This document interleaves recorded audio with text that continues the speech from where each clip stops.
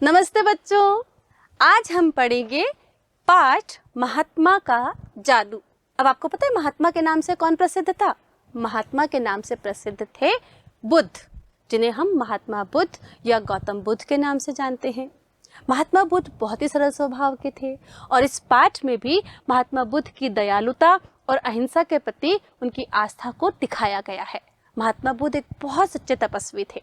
वे इतने निडर थे कि अंगुलीमाल जैसे भयंकर डाकू से भी नहीं डरे और उसके सामने आकर उन्होंने उसका भी हृदय परिवर्तन कर दिया। बच्चों, सबसे बड़ी बात यह कि ये जो पाठ है ना, ये कॉमिक के रूप में हमारे सामने रखा गया है। कॉमिक पढ़ना तो आप सबको पसंद है ना, तो चलो शुरू करते हैं आज की ये कॉमिक छोटा सा पाठ महात्मा का जादू। यहाँ पर पहले चित्र में महात्मा बुद्ध जो हैं वो एक राजा के सामने खड़े हुए हैं और उनसे पूछ रहे हैं, नृपवर, सब कुछ कुशल मंगल तो है? नृपवर मतलब राजा को सम्मान देने के लिए उन्हें नृपवर कहा गया है। भगवान प्रणाम, मेरी प्रजा इस समय बहुत दुखी है, इसलिए मैं बहुत चिंतित हूँ, कृपया कोई उपाय बताइए। राजा कहते हैं, मेरी जो प्रजा मतलब जो जनता है उसे प्रजा कहा जाता था। कह रहे हैं कि मेरी प्रजा इस समय बहुत दुखी है, मैं बहुत चिंतित हूँ, बहुत चिंता में हूँ कि मेरी प्रजा ही सुखी नहीं तो वो राजा कैसे सुखी रह सकता है। तो कोई ना कोई उपाय बताइए, कोई तरीका बताइए कि मैं इस चिंता से दूर हो सकूं। तुम्हारी चिंता का कारण क्या है राजन, हमें भी बताएं। वो कह रहे हैं कि हमें बताओ तुम्हारी इस चिंता का क्या कारण है। भगवान, अंगुलीमाल नामक एक डाकू है, राज्य में बड़ा आतंक फैला रखा है, सारी प्रजा उसका नाम सुनते ही घबरा जाती है। अब राजा ने बताया कि एक डाकू है जो मेरे राज्य में आया हुआ है, जिसका नाम है अंगुलीमाल। वो क्या करता था? वो लोगों को मारता था, उनकी उंगलियों को काटता था और उनको अपने गले में माला की तरह पहन लेता था बच्चों, इसीलिए उसका नाम था अंगुलीमाल, यानी अंगुलियों की माला पहनने वाला। तो राजा ने उसके बारे में महात्मा बुद्ध को बताया।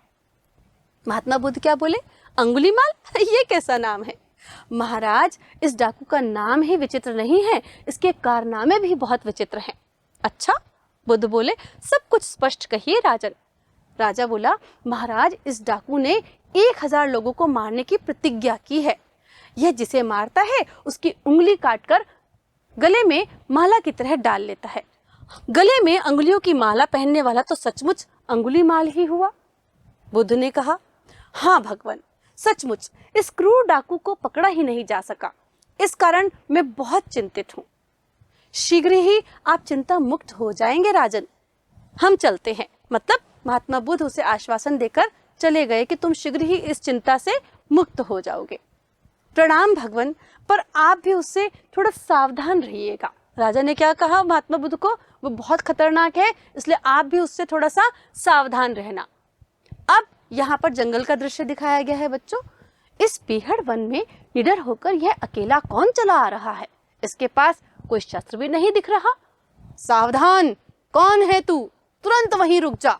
यहाँ पर चित्र में एक डाकू दिखाया है, वही अंगुलीमाल जिसने अंगुलियों की माला पहन रखी है गले में, और वो देख करके हैरान है कि इस घने जंगल में कोई आदमी ऐसे ही चला आ रहा है बिना शस्त्रों के। तो उसने वहीं से ललकारते हुए कहा, कौन है तू? सावधान, वहीं पर रुक जा। चलो रुकता हूँ, फिर तू बता, तू कब रुकेगा? महात्मा बुद्ध ने उससे पूछा। लगता है तू मुझे जानता नहीं। क्या कहा तूने? फिर से दोहराना। अब अंगुलीमाल को उसकी बात सुनकर बहुत गुस्सा आ गया। उसने बोला कि लगता है तू मुझे जानता नहीं है, मैं कौन हूँ, दोबारा से बोलना, तुमने क्या बोला? महात्मा बुद्ध बोले, अरे अंगुलीमाल, मैं तो रुक गया, पर तू कब रुकेगा? मेरे कहने का अर्थ समझ। मैं तुम्हारी बात अभी समझा नहीं, उसने गुर्रा करके बोला। अब समझ जाएगा, बड़ा शक्तिशाली है ना तू, क्या सामने झाड़ी से एक पत्ता तोड़ सकता है? अब महात्मा बुद्ध ने क्या कहा उनसे कि हाँ भाई, मैं अपनी बात समझाता हूँ तुझे, अब तू समझ जाएगा। क्या तुम सामने वाली झाड़ी से एक पत्ता तोड़कर ला सकते हो? बड़ा विचित्र व्यक्ति हो तुम, भला पत्ते का क्या करोगे? अंगुलीमाल पास की झाड़ी से एक पत्ता तोड़ता है। ये लो अपना पत्ता। वो महात्मा बुद्ध के सामने जाकर के वो पत्ता उसे दे देता है। सचमुच बड़े शक्तिशाली हो तुम, अब एक छोटा सा काम करो, इसे फिर से डाली पर लगा दो। भला ये कैसे संभव है?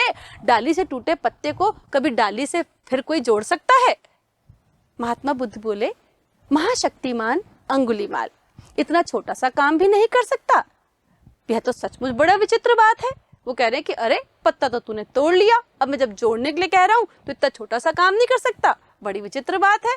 अंगुलीमाल को ये सुनकर के बड़ा आश्चर्य हो रहा है कि भाई ये आदमी क्या बातें कर रहा है। महात्मा बुद्ध कहते हैं, देखो जब तुम एक छोटे से पत्ते को भी जीवन नहीं दे सकते तो फिर दूसरों के प्राण लेने का अधिकार तुम्हें किसने दिया? लोगों की हत्या क्या कोई अच्छी बात है? तुम्हारी बातों का कोई उत्तर मेरे पास नहीं है। न जाने मुझ पर तुमने क्या जादू कर दिया है। हाँ, यह अहिंसा का जादू है। मैं कहता हूँ रुक जाओ, हिंसा के बुरे मार्ग पर जाने के बजाय अच्छाई के मार्ग पर चलो। अब अंगुलीमाल को उसकी बात समझ में ही नहीं आई। बोले तुम क्या कह रहे हो? मुझे तो ऐसा लग रहा है कि तुम कोई जादूगर हो जो तुम मेरे पर जादू किए जा रहे हो। तो वो कह रहे कि हाँ, मैं तुम्हें अहिंसा के मार्ग पर चलाना चाहता हूँ। अहिंसा का मार्ग मतलब जहाँ पर किसी प्रकार की कोई हिंसा ना हो, मारकाट ना हो, किसी के प्रति कोई द्वेष भाव नहीं हो, ऐसे रास्ते पर मैं तुम्हें चलाना चाहता हूँ। इसलिए तुम बुराई का रास्ता छोड़ दो और अच्छाई के रास्ते पर चलो। अब वो क्या बोला अंगुलीमाल, आज से मैं आपका दास हूँ, मुझे क्षमा कीजिए, मैं हिंसा से सदा दूर रहूंगा। भगवान उठो वत्स, तुम्हारा मार्ग मंगलमय हो। मतलब इतनी छोटी सी बात से अंगुलीमाल को महात्मा बुद्ध ने समझा दिया कि जब हम किसी को जीवन दे नहीं सकते तो हमें उसका जीवन लेने का भी कोई अधिकार नहीं है। तो इतनी सी बात से महात्मा बुद्ध ने उसे समझा दिया कि जब हम किसी को जीवन दे नहीं सकते तो हमें जीवन लेने का भी कोई अधिकार नहीं है। बच्चों, बहुत से बच्चे ऐसे हैं जो छोटे छोटे से जीव जंतु प्राणियों को मारते हैं, कीड़े मकोड़े, चींटी को। तो आज से आप लोग भी अगर ऐसा करते हैं तो छोड़ दीजिए, क्योंकि जब हम किसी में जान नहीं डाल सकते तो हमें किसी की जान लेने का भी अधिकार नहीं है। हमें सब प्राणियों पर दया भाव रखना चाहिए। यही इस पाठ का उद्देश्य है।